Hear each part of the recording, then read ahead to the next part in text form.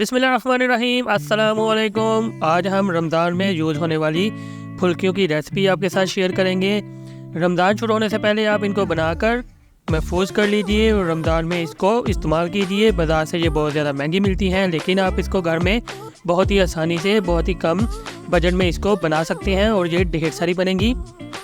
इसको खस्ता किस तरह से बनाना है और फूला हुआ किस तरह से बनाना है ये हम आपको वीडियो में बताएंगे, लेकिन उससे पहले हमारे चैनल को सब्सक्राइब कर दीजिए और साथ में दिए हुए बेल के आइकन को भी प्रेस कर दीजिए। तो चलिए रेसिपी को स्टार्ट करते हैं। सबसे पहले एक बाउल लेंगे, इसमें हम ऐड करेंगे 2 कप बेसन के। बेसन को आपने अच्छी तरह से छान लेना है, क्योंकि इसमें बहुत सी गुठलियाँ वगैरह होती हैं जो कि बाद में मसला करती हैं। तो इसको अच्छी तरह से छान लेंगे और इसमें जो भी कचरा वगैरह होगा वो भी बाहर निकल जाएगा। तो इसको छानने के बाद अब हम इसमें ऐड करेंगे अजवाइन आधा टीस्पून और 1 टीस्पून इसमें ज़ीरे का ऐड करेंगे। अजवाइन से इसका जो टेस्ट है वो बहुत ही मज़े का हो जाता है। तो 1.5 टीस्पून इसमें आपने नमक ऐड करना है।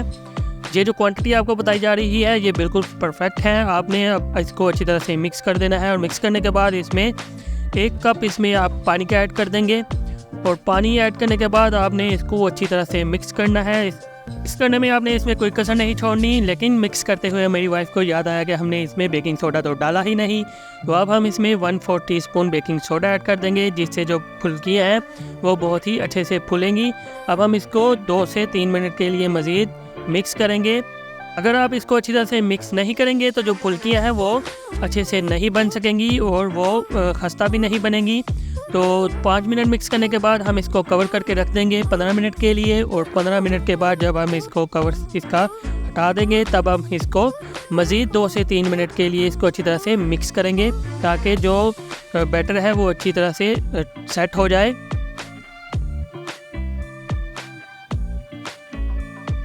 अब हम फुल्कियों को बनाने का तरीका जो है वो 3 तरह का आपको बताएंगे। सबसे पहले आप तो कोई बोतल ले लीजिए, और बोतल आपने क्या करनी है कि 2 तरह की होती हैं। एक इस तरह की जो सॉफ्ट होती हैं वो आपने लेनी है, क्योंकि जब हम इसमें बैटर ऐड करेंगे तो इसको प्रेस करते हुए मुश्किल नहीं होगी। लेकिन जो इस तरह की हार्ड बोतल होती हैं, ये देखिए इसको प्रेस नहीं किया जा सकता, इस तरह की आपने बोतल बिल्कुल नहीं लेनी।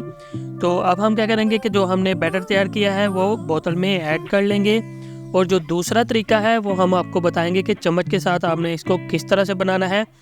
चम्मच के साथ इसकी जो शेप है वो 2 तरह से बनती है, एक छोटी छोटी बनती है और एक बड़ी बनती है। इस तरह का कोई भी चावलों वाला चम्मच जिसके सुराख थोड़े बड़े हों वो आप ले लीजिएगा। तो आपको दोनों तरफ से इसको बनाना सिखाते हैं कि किस तरह से इनकी जो फुल्कियाँ हैं वो तैयार होंगी। सबसे पहले हम सीधा रख के इसको बनाएंगे, इससे जो है वो फुल्कियाँ जो है वो छोटी छोटी तैयार होंगी। तो इस तरह से आपने इसके ऊपर बैटर जो है वो ऐड करना है और ऊपर से आप किसी भी चीज़ से इसको प्रेस कर दीजिए। ये देखिए नीचे जो फुल्कियाँ तैयार हो रही हैं वो छोटी छोटी तैयार हो रही हैं।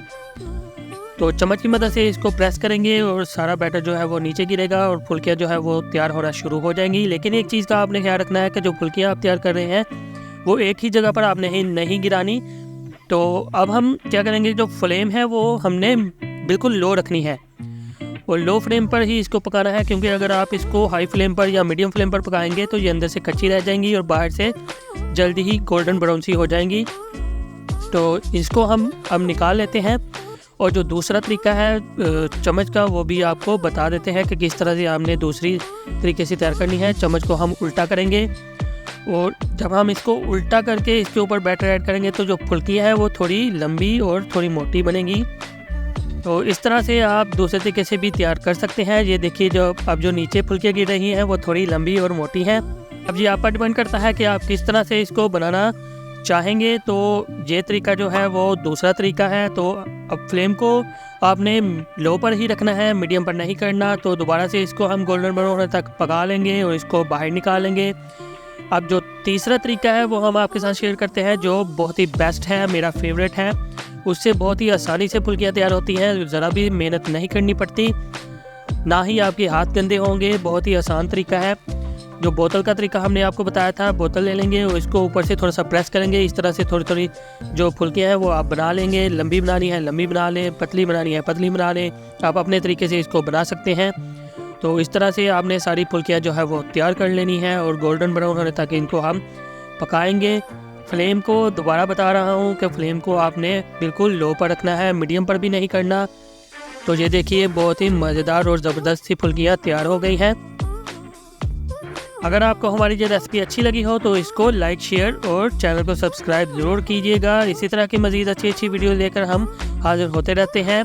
फुल्कियाँ हो चुकी हैं तैयार। अब आपने क्या करना है कि जो नीचे रेड कलर का बटन है वो आपने प्रेस कर देना है। ये हमें पता चलता है कि हमने जो काम किया है वो आपको पसंद आया है और हमारी जो उम्मीद है वो बनी रहती है।